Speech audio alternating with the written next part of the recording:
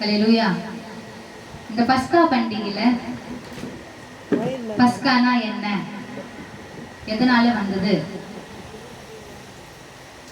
இதோட ஃபவுண்டர் ஏன் நம்ம கடைபிடிக்க வேணும், கிறிஸ்துவத்திற்கும் இதற்கும் சம்பந்தம் இருக்கா இல்லையா அப்படின்னு குறித்து நம்ம வசனத்தோட ஆதாரத்தை வச்சு என்ன பண்ண போறோம், ஒரு ரிசர்ச் பண்ண போறோம். ரிசர்ச்சோட சேர்த்து தியானமும் செய்ய போகிறோம். அதனால கொஞ்சம் ஆண்டவர் சொன்னார் இல்லையா, காது உள்ளவன் காது இல்லாதவங்க கேட்க மாட்டாங்க. சரி, காது எல்லாருக்கும் இருக்கு, அதனால நம்ம எல்லாம் கேட்போம் இல்லையா. தேவனுடைய வார்த்தை நம்ம தியானிக்க போகிறோம். இது என்னுடைய கணவருடைய பாட்டு. இப்ப நான் அந்த பாட்டு எடுக்க வேண்டியதா சூழ்நிலை தேவன் வைத்து விட்டார். அல்லேலூயா. சரி, பொதுவாகவே பார்த்தோம்னா கிறிஸ்துவர்கள் என்றாலே கிறிஸ்டியன் இல்லையா, கிறிஸ்டியன்ஸ்னாலே என்ன, அவங்களுடைய கிறிஸ்தவர்களுடைய பண்டிகை நாட்கள் என்ன, உலக பிரகாரம் உலகம் முழுவதிலும் கிறிஸ்துவங்க அப்படின்னாலே பண்டிகைன்னு சொன்னா என்ன சொல்லுவோம், good Friday, Christmas, Easter, new year இதெல்லாம் சொல்லுவோம். அப்படியே இன்னும் நிறைய சில இடத்துலனா சாம்பல் புதன் இப்படின்னு என்ன இருக்கு, நிறைய போயிட்டே இருக்கும். ஆனா உண்மையில 100% சொல்ல போனா இன்றைக்கு நம்ம கிறிஸ்துவத்துல கொண்டாடக்கூடியதான இந்த வகையான செலிப்ரேஷனுக்கும் இதெல்லாம் என்னது, செலிப்ரேஷன் எதுக்கு பண்ணணும், அது நமக்கு பண்ணல. செலிப்ரேஷன் கடவுளுக்கும் செலிப்ரேஷனுக்கும் அர்த்தம் இல்லை. அப்ப இதெல்லாம் வேதத்துல இருக்குதா அப்படின்னு சொல்லிட்டு நீங்க தான் போய் என்ன பண்ணணும், சர்ச் பண்ணி பார்க்கணும், ஆராய்ந்து பார்க்கணும். இதெல்லாம் இல்லைன்னு நானு 100% சொல்ல முடியும், ஏன்னா ஆராய்ச்சி பண்ணி சொல்றோம். அதனால இந்த செலிப்ரேஷனுக்கும் வேதத்துக்கும் சம்பந்தமே இல்லை. கிறிஸ்தவம் என்பது ஒரு மதம் அல்ல. கிறிஸ்தவம் என்பது Christianity is not a religion. கிறிஸ்தவம் என்பது மதம் அல்ல, அது தேவனோடு உறவு. எப்படி, இயேசு கிறிஸ்து மூலமாக தேவனோடு உறவு வைத்துக் கொள்வதுதான் கிறிஸ்துவம். கிறிஸ்துவனா என்னது, இப்ப நம்ம எங்கேயாவது போனா நீங்க என்னங்க அப்படின்னு கேட்டா என்ன சொல்லுவோம், கிறிஸ்டியனா, நீங்க முஸ்லிமா, இந்துவான்னு கேட்பாங்க. என்ன சொல்லுவோம், நம்ம என்ன சொல்லிக்கிறோம், நம்ம ஒரு ரிலீஜியஸ் ஆக்ட்ல போட்டுறோம் இல்லையா. இப்ப கிறிஸ்தவம் என்பது எல்லாத்தோடய சேர்ந்து ஒரு மதமாக இந்த உலகத்துல பரவி இருக்கிறது. ஆனா கிறிஸ்துவ மதம் அல்ல, அது தேவனோடு உண்மையான கடவுளோடு ஒரு உறவை வைத்துக் கொள்றதுதான் கிறிஸ்துவம்.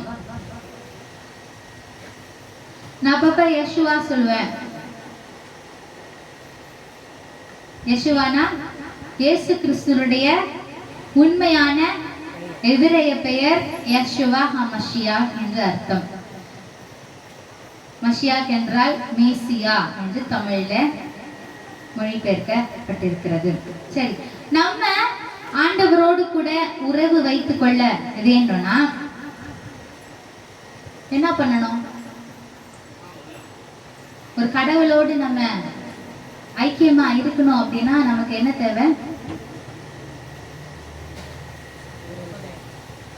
கடவுளோட ஐக்கியம் வேணும்னா என்ன வேணும், சொல்லுங்களேன், வாயை திறந்து. வாயில கொழுக்கட்டை வச்சுக்கீங்களா? கடவுளோடு ஐக்கியம் வேணும்னா நம்ம என்ன செய்யணும், இப்ப நம்மளுடைய அப்பா அம்மா கிட்ட சேர் பின்னாடி, சேர் இத்தனை இருக்குது, சேரை தூக்கி போடுங்க பின்னாடி.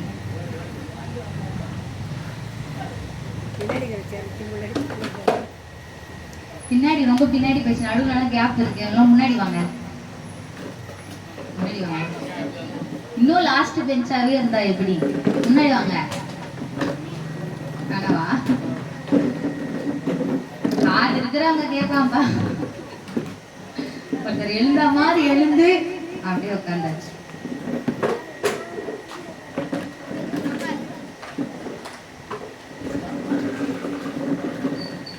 தேவனோடு நாம் உறவு வைத்துக் கொள்ள வேண்டும் என்றால் அவரோட பிளான் படி போகணும் இல்லையா?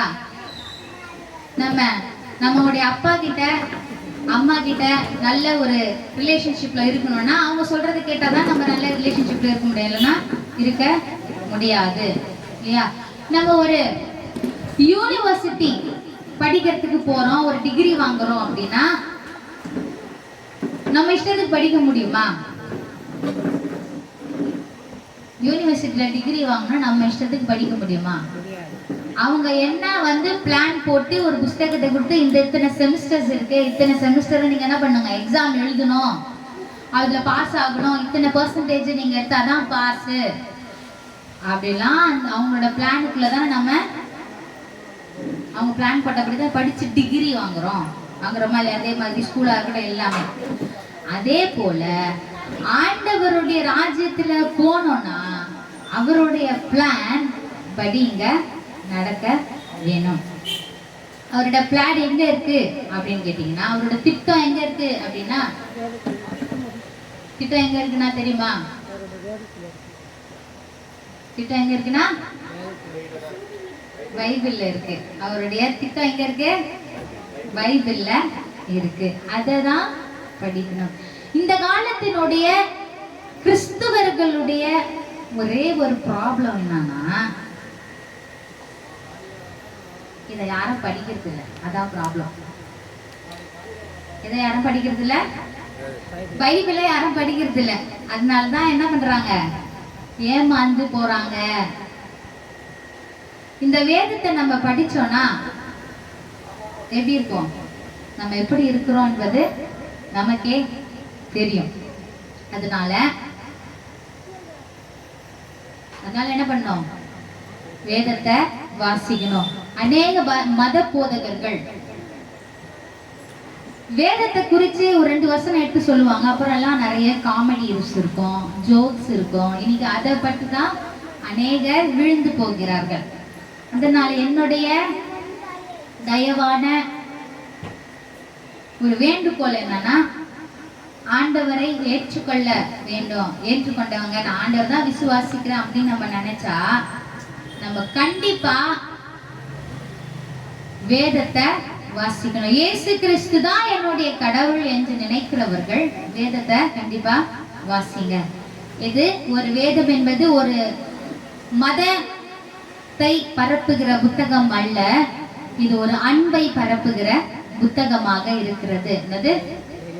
மதத்தை பரப்புகிறது வேதம் அல்ல, அன்பை பரப்புகிறது வேதம். இது ஒரு லவ் லெட்டர். லவ் லெட்டர் எல்லாருக்கும் ஒரு லவ் லெட்டர் போல என்ன இருக்கு, நம்முடைய வேதம். கடவுள் நமக்கு லெட்டர் அனுப்பிச்சிருக்காரு, இது உள்ள ஃபுல்லா அதான் இருக்கு.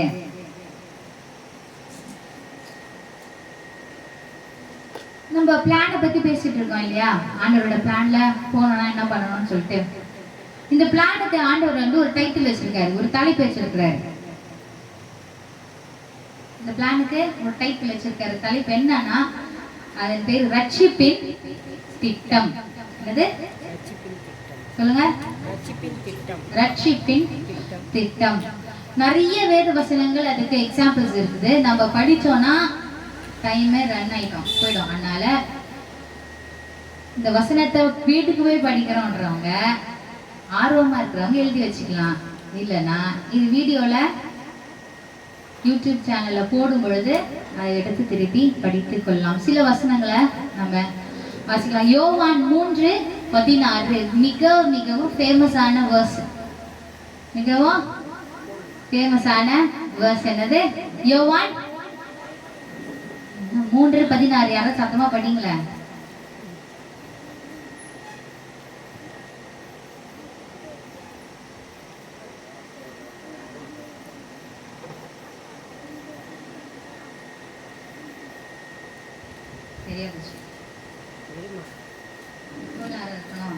தேவன் தம்முடைய ஒரே பேரான குமாரனை விசுவாசிக்கிறவன் எவனோ அவன் கெட்டு போகாமல் நித்திய ஜீவனை அடையும்படிக்கு அவரை தந்தருளி இவ்வளவாய் உலகத்தில் அன்பு கூர்ந்தார். ஹல்லேலூயா. தேவன் எப்படி நம்மளை அன்பு கூர்ந்தார்ன்ற திட்டத்தை கொண்டு வர்றாரு. எப்படி அன்பு கூர்ந்தாரு?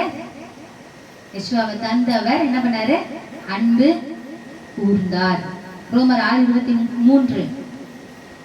ரோமர் 6:23.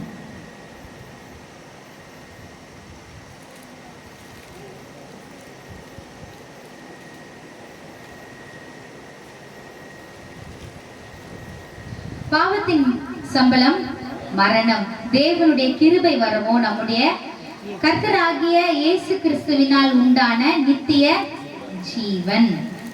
இப்படி எபேசியர் 2ஆம் அதிகாரம் 8 முதல் 9வது வசனம், அப்போஸ்தலர் 4ஆம் அதிகாரம் 12வது வசனம், 1 கொரிந்தியர் 15வது அதிகாரம் 3, 4ஆம் வசனத்துல கடைசியா அந்த 1 கொரிந்தியர் 15, 3, 4 வாசிக்கலாம்.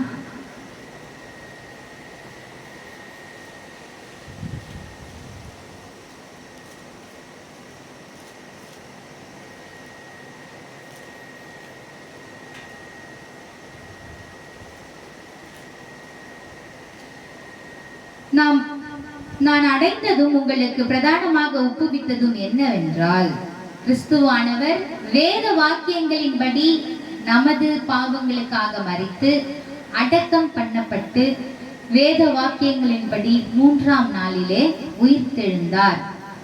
இங்க அடிக்கடிக்கு நடுவில் என்ன சொல்லுது? படி படின்னு வருது. என்ன படி? என்ன படி? வேதத்தின் வேதத்தின் வேதத்தின். அப்ப எங்க வேதத்தை என்ன பண்ணோம்? படிக்கணும்.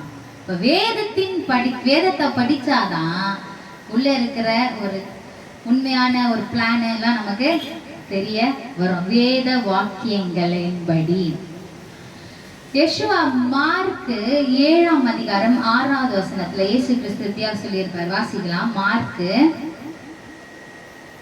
7:6 எடுக்கிறீங்களா?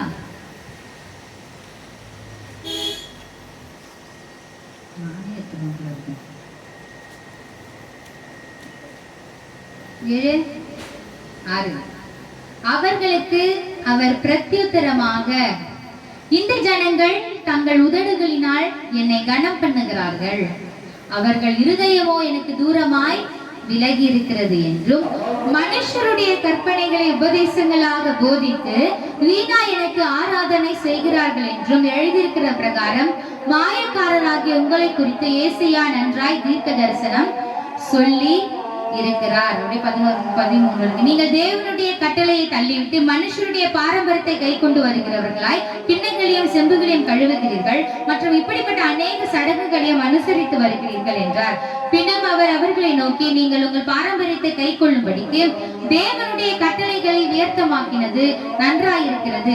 எப்படி எனில், உன் தகப்பனையும் உன் தாயையும் கனம் பண்ணுவாயாக என்றும், தகப்பனையாவது தாயையாவது நிந்திக்கிறவன் கொல்லப்பட வேண்டும் என்றும் மோசே சொல்லி இருக்கிறாரே. நீங்களோ ஒருவன் தன் தகப்பனையாவது தாயாவது நோக்கி, உனக்கு நான் செய்யத்தக்க உதவி எது உண்டோ அதை கோர்பான் என்று உண்டோ என்று தன்னுடைய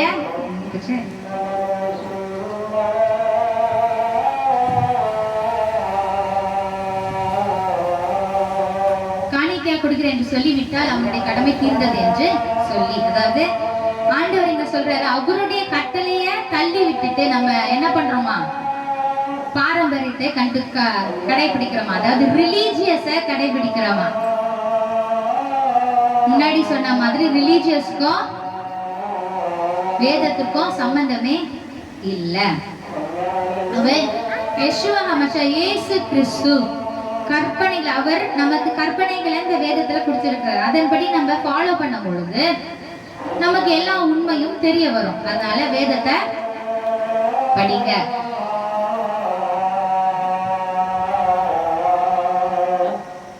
நம்ம இன்றைக்கு நம்ம செலிப்ரேட் பண்ற, அதாவது கிறிஸ்டியானிட்டியில செலிப்ரேட் பண்ற அத்தனை விஷயமும் வேதத்துல இருக்கா என்று என்ன பண்ணணும்? நம்ம ஆராய்ந்து பார்க்க வேண்டும். அது வேதத்துல இருக்கான்னு ஆராய்ச்சி பண்ணி பாருங்க. ஏன் நம்ம சண்டே சர்வீஸ்க்கு போறோம்? முதல் கேள்வி, ஏன் நம்ம சண்டே சர்வீஸ்க்கு போறோம்? அதை போய் ஆராய்ச்சி பண்ணுங்க, இருக்கா இல்லையான்னு. ரெண்டாவது, ஏன் கிறிஸ்மஸ் செலிப்ரேட் பண்றோம்? அதுவும் இருக்கா இல்லையான்னு பாருங்க. ஏன் ஈஸ்டர் செலிப்ரேட் பண்றோம்? ஏன் குட் ஃப்ரைடே செலிப்ரேட் பண்றோம்? அது நியூ இயர் ஏன் செலிப்ரேட் பண்றோம்? இதெல்லாம் வேதத்துல இருக்கா இல்லையான்னு பார்த்தீங்கன்னா நமக்கே தெரியும். நம்ம செய்யறது ஒரு ஒரு தவற வருஷம் காலகாலமா செய்யறதுனால அந்த தவறு என்னைக்குமே என்னவாயிடாது, கரெக்ட் ஆயிடாது, உண்மையாக மாறாது. நம்ம என்ன பண்ணோம்? உண்மையா வேதத்தை வாசித்து பார்க்கணும். இப்போ நம்ம இந்த இருக்க பண்டிகை என்னன்னு பார்த்திருக்கோம். என்ன பண்டிகை இது? பஸ்கா பண்டிகை. பஸ்கா பண்டிகை வேதத்துல இருக்கானே பாருங்க. பஸ்கா பண்டிகை கண்டிப்பாக வேதத்துல முன்னாடி இருந்து பின்னாடி வரைக்கும் இருக்கும்.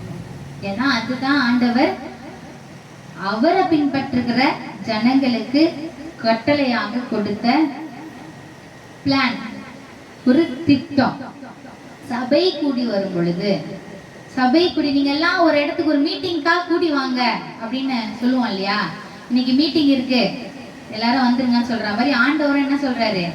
நமக்கு மீட்டிங் இருக்கு, இந்தந்த டைம்ல இந்தந்த நாள்ல நமக்கு மீட்டிங் இருக்கு அப்படின்னு சொல்லிட்டு வேதத்துல நியமிக்கப்பட்ட நாள் என்று கொடுத்து சொல்லி தந்திருக்கிறார். Appointed time. இதை எபிரேயமுள்ள பாத்தீங்கன்னா மொய்தீம் என்று சொல்லுவாங்க. சரி, தமிழும் இங்கிலீஷே தகராறு நமக்கு இல்லையா? அதனால நம்ம எங்க எபிரேயத்துக்கு நம்ம தமிழ் இங்கிலீஷே பார்க்கலாம். அப்பாயிண்டட் டைம், நியமிக்கப்பட்ட நாள். இது எங்க இருக்கு? பொதுவாக பார்த்தோம்னா நம்ம ஒரு பொலிட்டிக்கல் ஆளையோ இல்ல ஒரு பெரிய ஆளு, ஒரு பிசினஸ் மேனை பார்க்கணும்னா அப்பாயின்மெண்ட் இல்லாத போய் பார்த்துட முடியுமா? நம்மளால என்ன பண்ணுவோம்? கால் பண்ணுவோம், சார் உங்களை மீட் பண்ணணும்னு சொல்லணும். அவனுக்கு கீழே இருக்கிற நான் பிஏ எடுப்பாங்க, அசிஸ்டன்ட் எடுப்பாங்க, வெயிட் பண்ணுங்க, இந்த நாள் அந்த நாள் அப்படின்னு சொல்லுவாங்க இல்லையா? சொல்லுவாங்களா இல்லையா?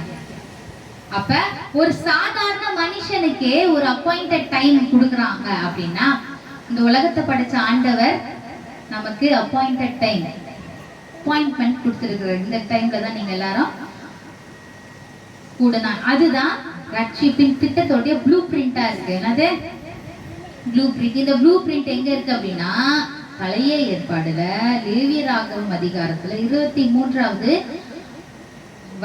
அதிகாரத்துல 1 - 44 வசனம் வரைக்கும் வாசிச்சீங்கன்னா லேவியராகமம் 23ஆம் அதிகாரம் 1 - 44 வரைக்கும் வாசிச்சா ஆண்டவர் நமக்கு கொடுத்த ப்ளூ பிரிண்ட் நமக்கு ரெடியாவே, நம்ம போய் எதுவும் செய்ய தேவையில்ல, அது ரெடியாவே நமக்கு ஆண்டவர் கொடுத்துட்டாரு.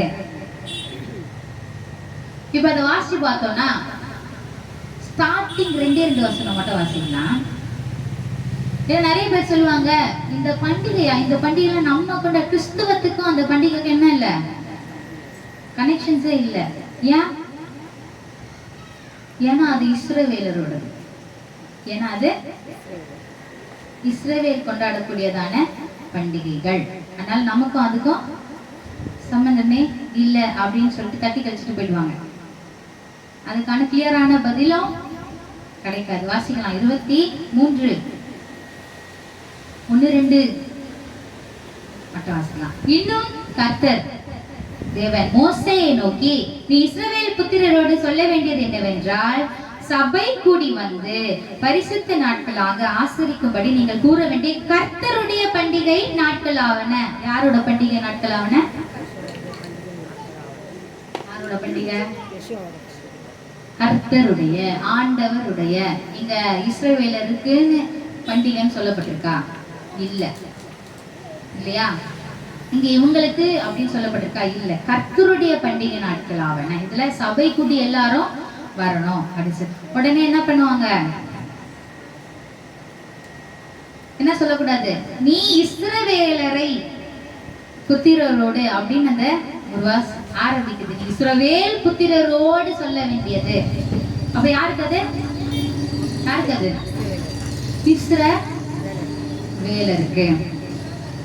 அப்படின்னு நம்ம தப்பா நினைச்சு இவ்வளவு நாள் இருந்துட்டோம். இப்ப நமக்கு படிப்பறிவு நிறைய பேருக்கு இருக்கு இல்லையா? அதனால படிச்சு பார்க்கணும். லேவியராகமம், அதே லேவியராகமம் 24வது வசனத்துல 22வது வசனத்துல வாசிச்சோம்னா, உங்களில் பரதேசிக்கும் சுதேசிக்கும் ஒரே நியாயம் இருக்க வேண்டும், நான் உங்கள் தேவனாகிய கர்த்தர் என்று சொல்கின்றார். இஸ்ரவேலுக்குள்ள யார் வந்தாலும் அவங்க யாரா இருக்கட்டும், அவங்களுக்கு ஒரே லா தான், ஒன் லா, ஒரே சட்டம் இருக்கணும்.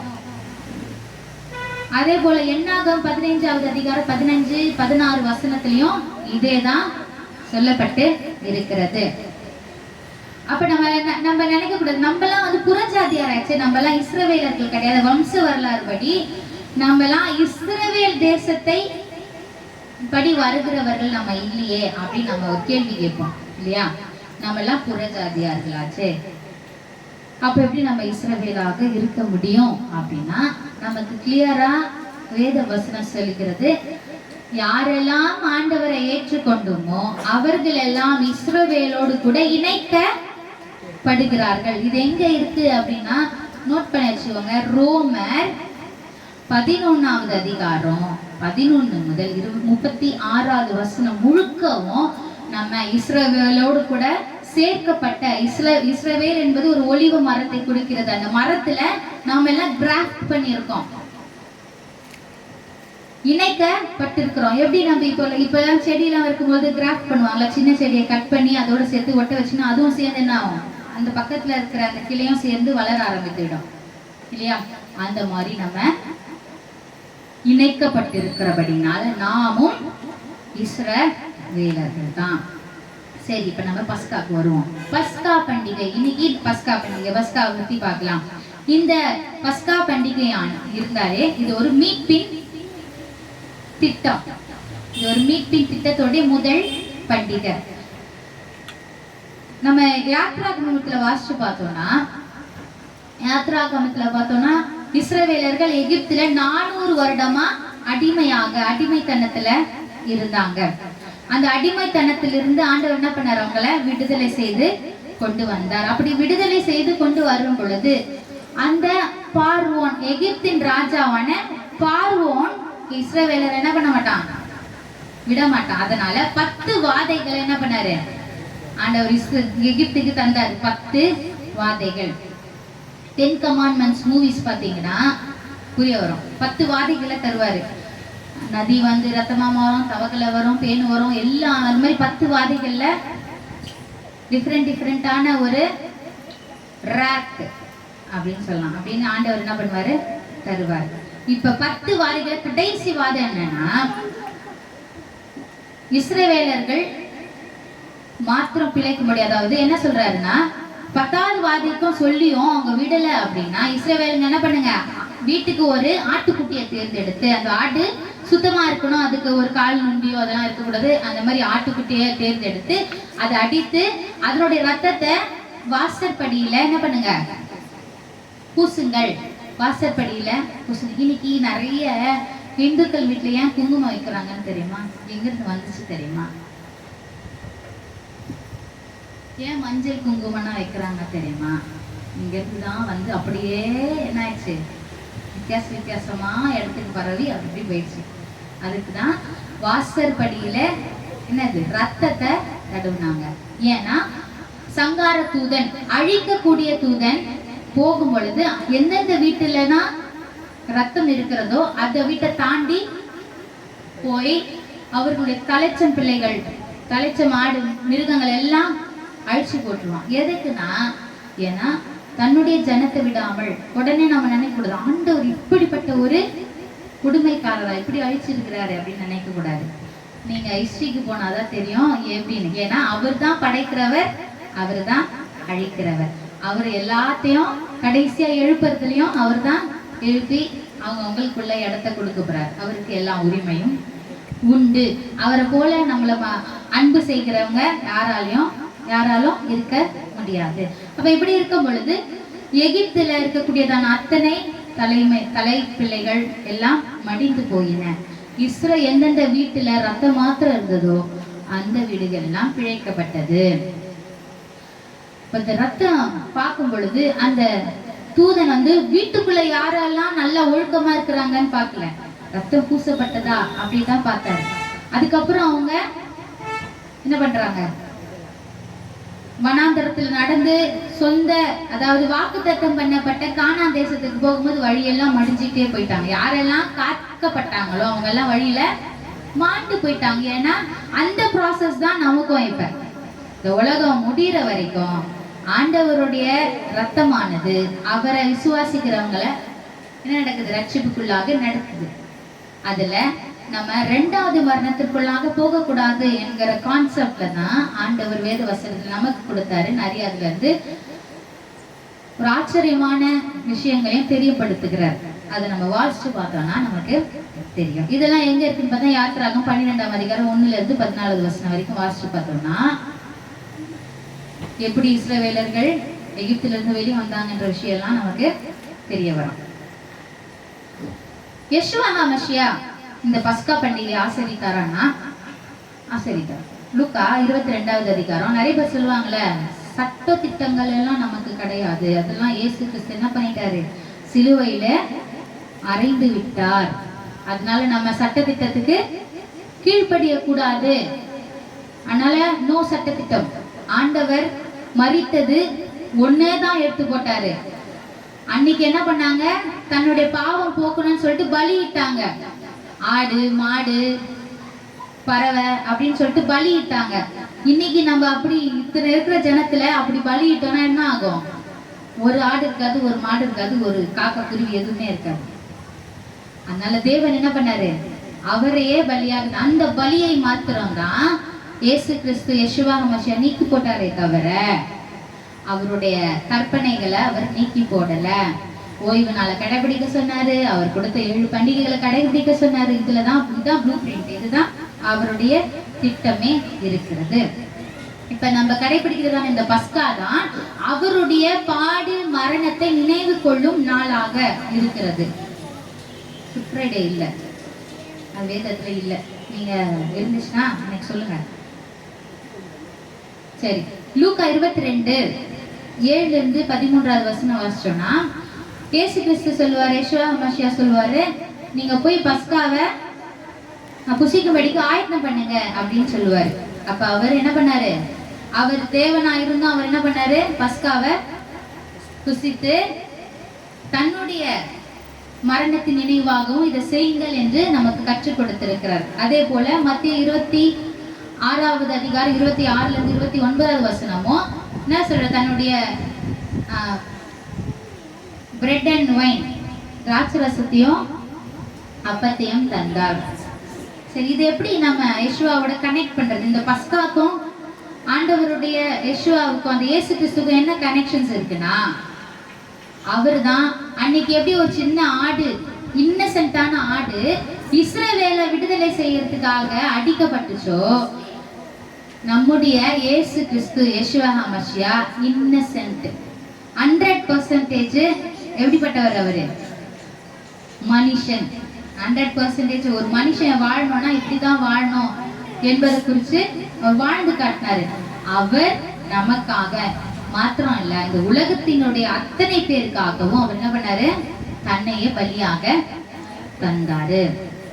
அவருடைய அன்றைக்கு ரத்தமானது, பஸ்கா ஆட்டின் ரத்தமானது சட்டத்துல, வீட்டையுடைய சட்டத்துல பூசப்பட்டது. இன்றைக்கு நமக்காக மரிக்கப்பட்டதான யெஷுவா ஹமஷியாவுடைய ரத்தம் நம்முடைய இருதயத்தின் சட்டமானத்துல பூசப்பட வேண்டும்.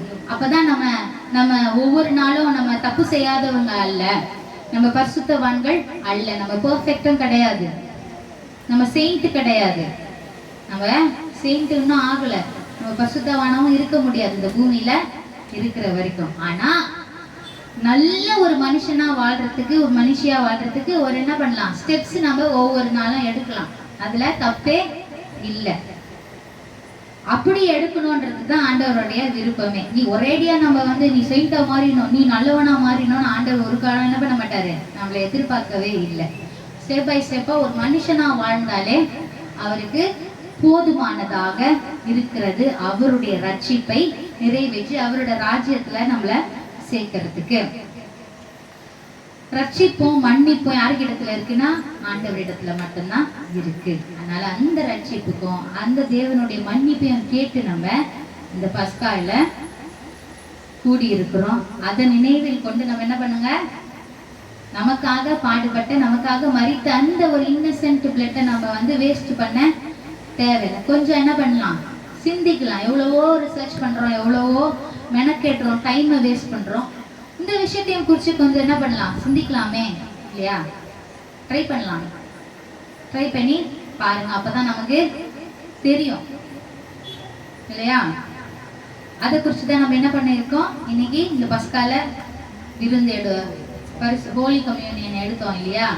அவருடைய பாடு மரணத்தை நினைவு கொள்ளும் படியாக நம்ம என்ன பண்ண போறோம், எழுந்திருந்து நமக்காக மரித்த தேவனை மகிமைப்படுத்தும்படியாக, நமக்காக ஆட்டுக்குட்டியாக வந்தவரை, மரித்தவரை துதித்து மகிமைப்படுத்தி இந்த பஸ்காவை நிறைவுக்கு கொண்டு வர போகிறோம்.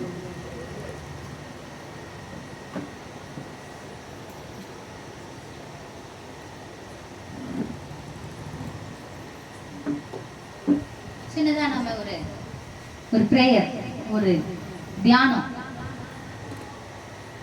ஆண்டவரே, நான் மனுஷன் தான், எனக்குள்ள என்ன இருக்கு, நிறைய கள்ள கபடெல்லாம் இருக்கு, எல்லா திருட்டு வேலையும் நான் செய்யறேன்.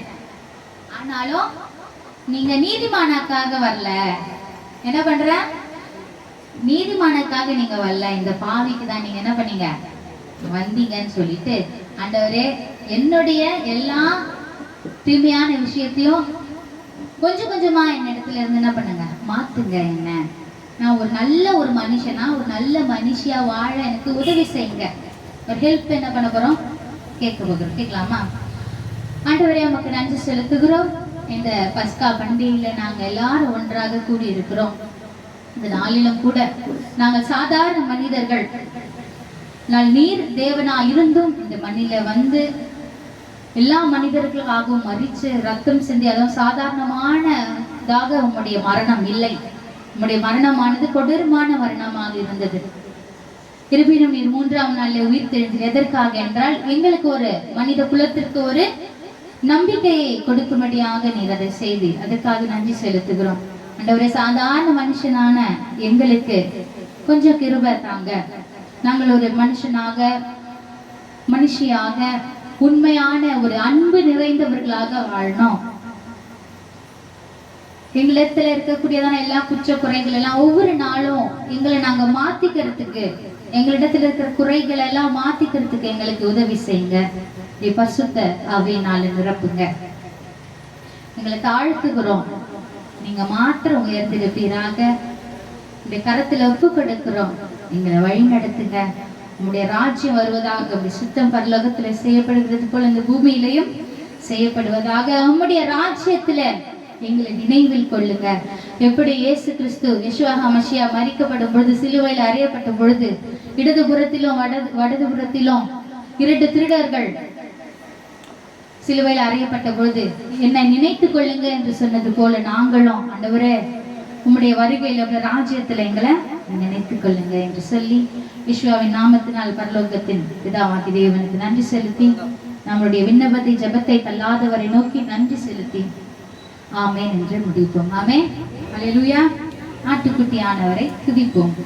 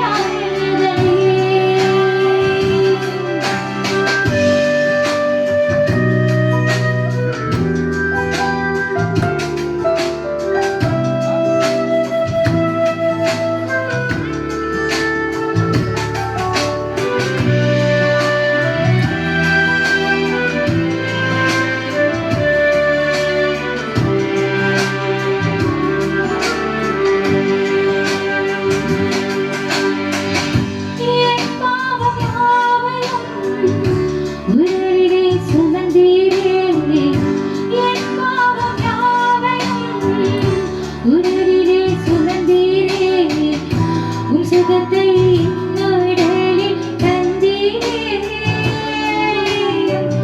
உம் சுகத்தை உடலில் தந்தீரே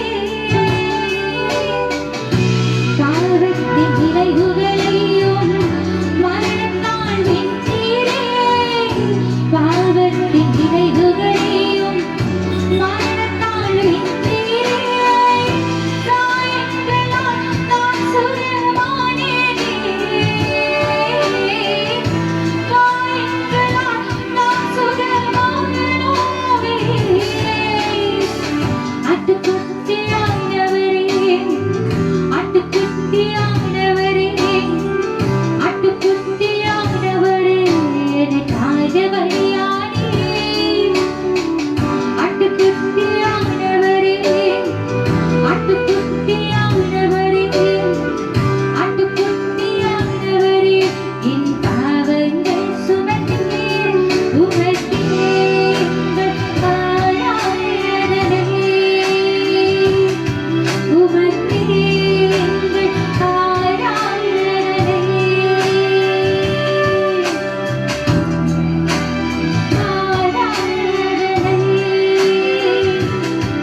உமக்கே எங்கள் ஆராதனை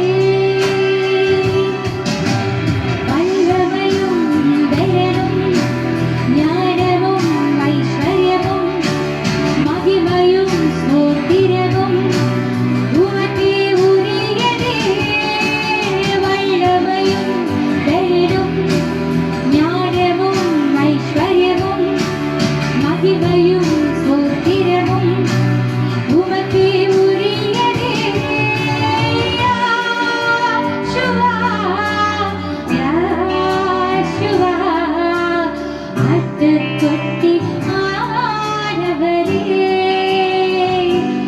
எங்கள் யாஷுவா யாஷுவா ஆட்டுக்குட்டி ஆனவரே